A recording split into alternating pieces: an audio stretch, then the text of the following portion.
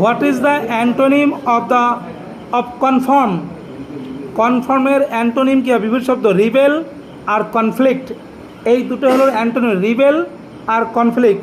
দেখ অপশান আছে, option both 1 আর 3। 19 দাগটা আমি পরে বলছি আর কি। Who is an atheist? Who is an atheist, তার মানে কি অ্যাথিস্ট কি? যারা ঈশ্বরের অস্তিত্বে বিশ্বাসী নয়। তাহলে এখানে হবে কি, one who does not believe in the existence of god.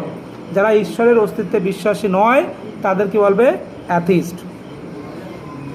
Hour sir teaches mathematics dash English, মানে আমাদের শিক্ষক মহাশয় ম্যাথমেটিক্স ছাড়াও ইংলিশ শিক্ষা দেয়।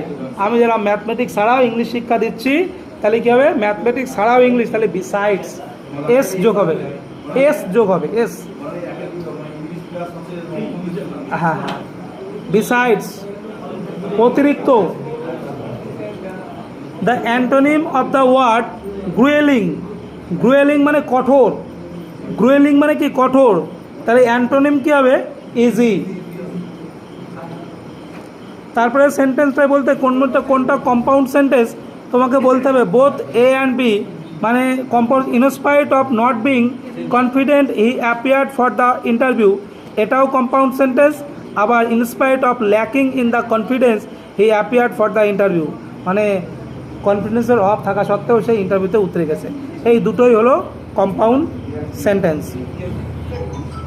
তারপরে one of my friend dash visiting me this summer, তাহলে one of my friends will be visiting me this summer, will be. মাই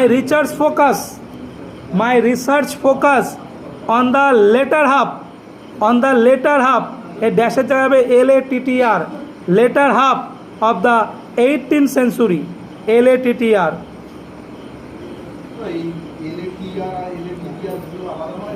হ্যাঁ, complete the idiomatic expression birds of the same feather. আগের দিন পরীক্ষায় ছিল কী হবে? Flock together. Choose the correct plural form, আগের দিনও পরীক্ষায় ছিল বা ক্লার্কশিপেও ছিল। ডটার্স ইন ল, এটার প্লুরাল ফর্ম করলে কী হবে? ডটার্স ইন ল, মানে ডটারের পরে এস হবে, তারপর in law. Daughters in law মানে কি? পুত্রবধূ। তো এ ড্যাশ অফ লায়ন্স, একদল সিংহকে প্রাইড অফ লায়ন্স।